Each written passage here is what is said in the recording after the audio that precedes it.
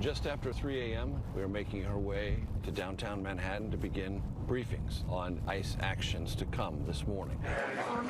Inside the ICE field office in Manhattan, the ranks are enlarged by other agencies now ordered by the Trump administration to gear up for immigration sweeps. There's also secondary address. The plan, multiple pre-dawn raids targeting undocumented immigrants with criminal records. The charges range from murder to theft to kidnapping.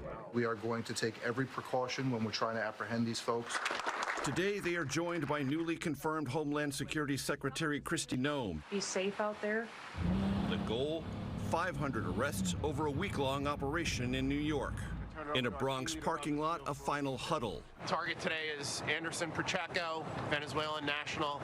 He's wanted out of Colorado on multiple felony warrants. A suspected gang member with warrants for kidnapping, burglary, and a gun crime, authorities told us. Around 5:30 a.m., heavily armed agents raid this apartment building and find the suspect and 3 other male associates, all handcuffed and without incident. Also there in the residence, 3 children, their immigration status unknown. And now a check to see if they have a caregiver or if Child Protective Services needs to be brought in. The next stop, a residence less than 2 miles away. After some negotiation, the officers make their way inside, but come up empty. The targets were not home.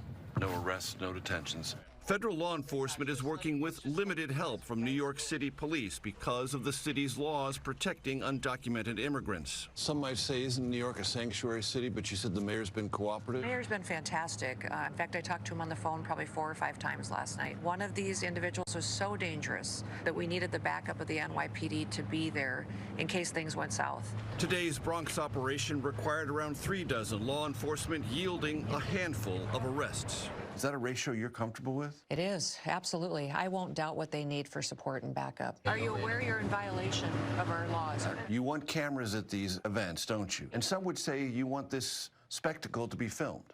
It's not a spectacle. This is our nation's law enforcement judicial process. The scales of justice are equally applied to everybody. We want transparency on this. Vice President J.D. Vance has suggested deporting 1 million people a year could be possible, roughly quadruple the number under President Biden last fiscal year. Will you have the person power you need to carry out this initiative? We're working on it. It seems like you won't. Well, we will have the personnel because we're going to continue to recruit and ask people to help us.